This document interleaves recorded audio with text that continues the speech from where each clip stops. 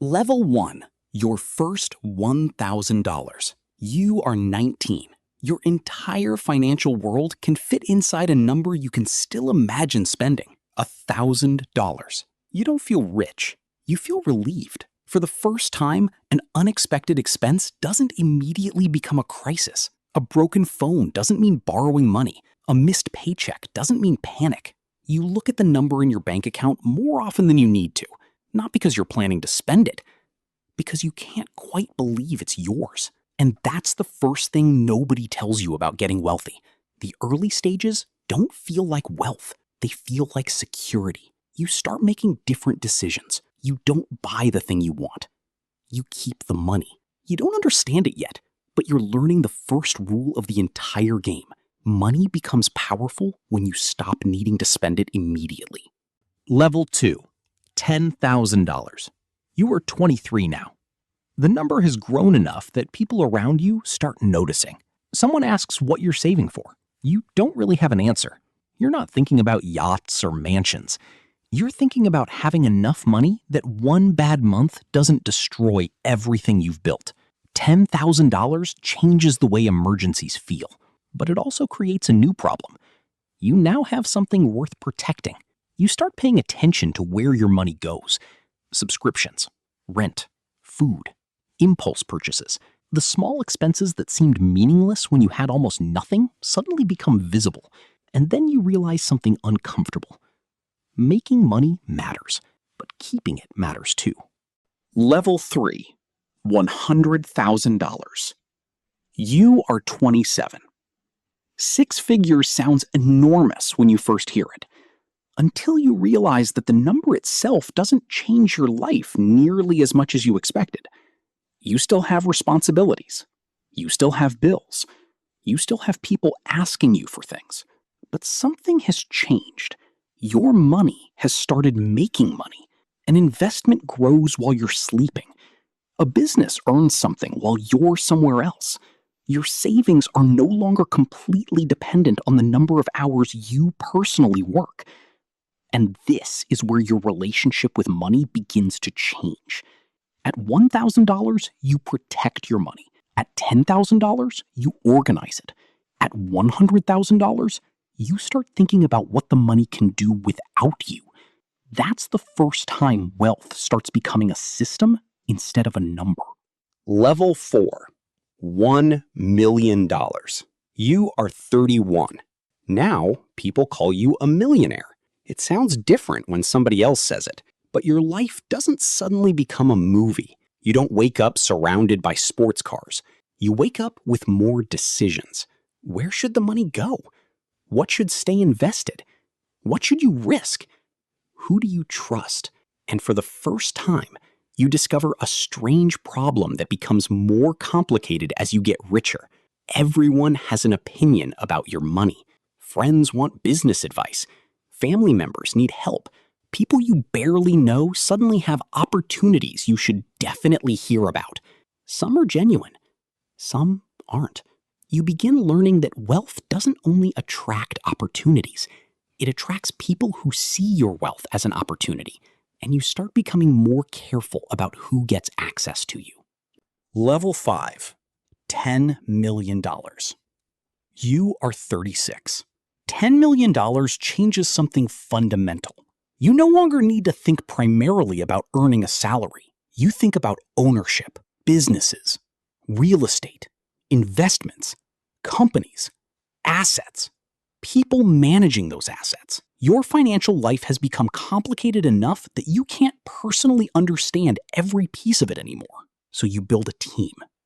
Accountants, lawyers, investment professionals, business managers.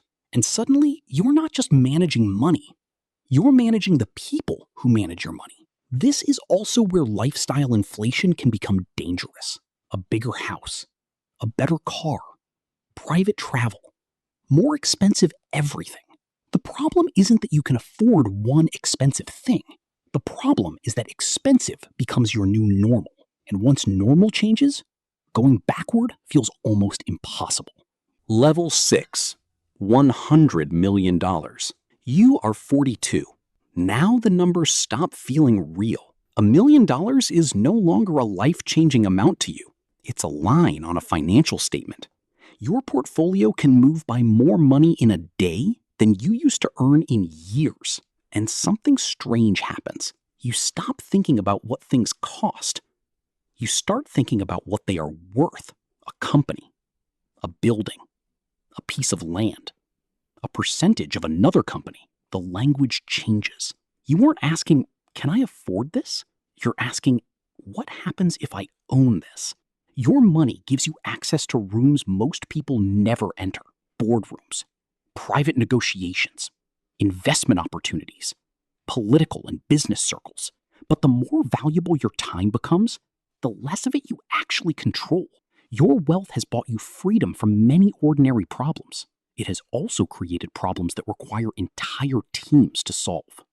Level 7, $500 million.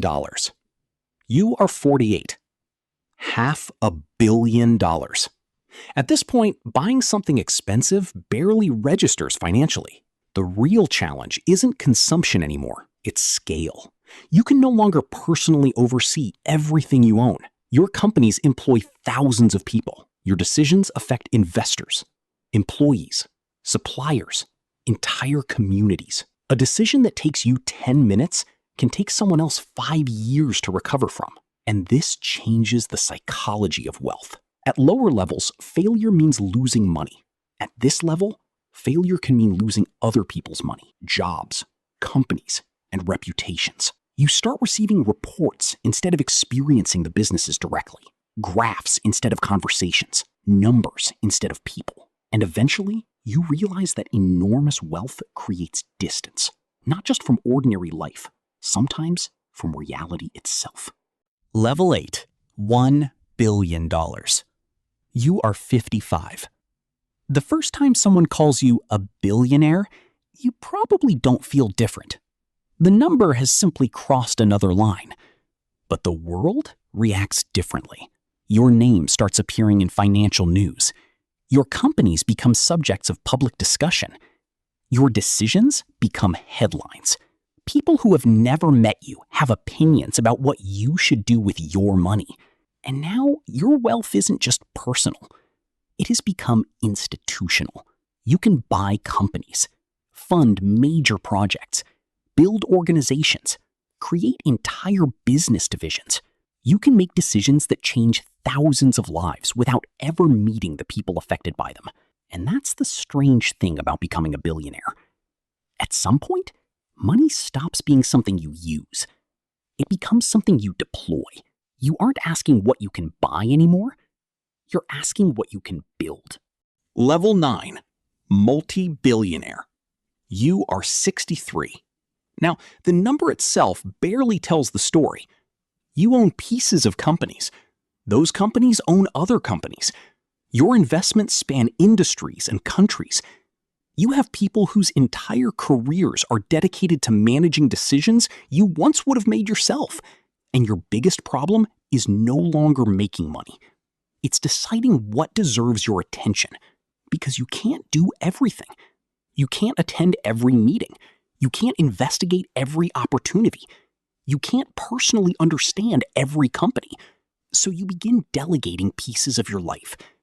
Then more and more. Eventually, you have built an entire machine capable of operating without you. And that creates the strangest paradox of extreme wealth. You spent decades trying to become financially free. Now you have so much responsibility that your freedom is measured differently.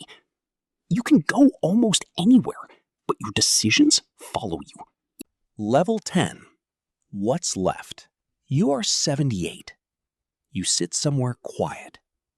No board meeting, no financial report, no investor presentation, no number that needs to increase before tomorrow morning.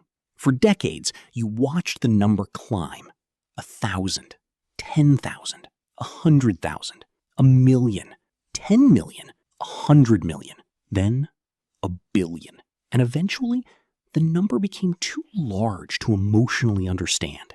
You think back to the person you were at level 1, the kid staring at a bank account with $1,000. Back then, you thought the goal was simple. Get enough money that you never have to worry again. And in many ways, you've succeeded. But wealth didn't remove every problem. It changed the problems. You no longer worried about paying the bill. You worried about what your decisions would do to people. You no longer worried about losing your job. You worried about losing the company you spent decades building. You no longer worried about whether you could afford something. You wondered whether having everything you could afford actually made you happier. And eventually, you understand something the person at level 1 couldn't possibly know. The number was never the destination. It was only a tool. The real story was what you traded to make it grow. Your time, your attention, your relationships, your privacy. Your ability to simply disappear for a weekend without anyone needing something from you.